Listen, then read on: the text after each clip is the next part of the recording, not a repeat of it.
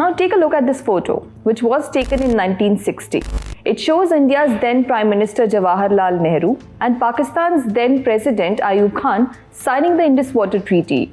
The man in the dark blazer sitting next to Ayub Khan was the World Bank representative who served as both mediator and guarantor of the agreement. Let me tell you the story behind this photo.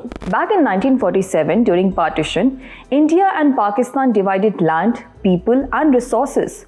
But the rivers could not be divided as easily. Since the Indus River and its tributaries flowed from India to Pakistan, India had the power to control how much water flowed into Pakistan. On the other hand, Pakistan agriculture, drinking water and energy production heavily depend on the consistent flow of these waters. Since the Kashmir conflict, which led to the First Indo-Pakistan War, deepened mistrust between the two nations, Pakistan feared that India could potentially stop the water flow, affecting its economy and livelihoods. So in December 1947, the two countries signed a temporary deal called the Standstill Agreement, which allowed the continued flow of water from India to Pakistan until they had a proper plan for sharing the rivers. When the agreement expired in April 1948, India stopped the flow of water by instructing its engineers to shut off supplies to West Pakistan via the Upper Bari Doab Canal and the Dipalpur Canal. These canals carried water from Indian territory into Pakistan's farming areas in West Punjab.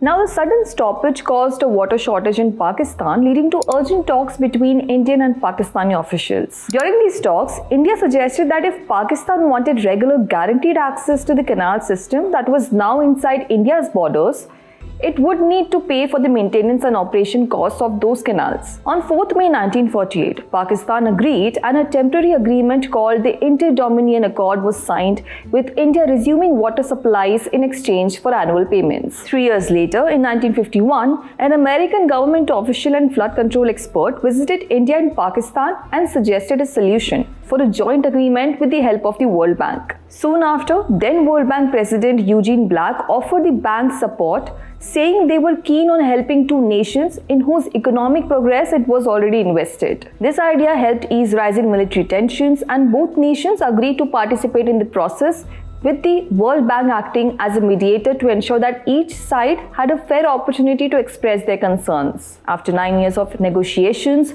on 19 September 1960, the Indus Water Treaty was signed. Now, during those 9 years, Pakistan argued that it should get all the river water because it had used it in the past and its West Punjab region could turn into a desert without it. In response, India suggested dividing the rivers, which became the solution both countries later agreed to.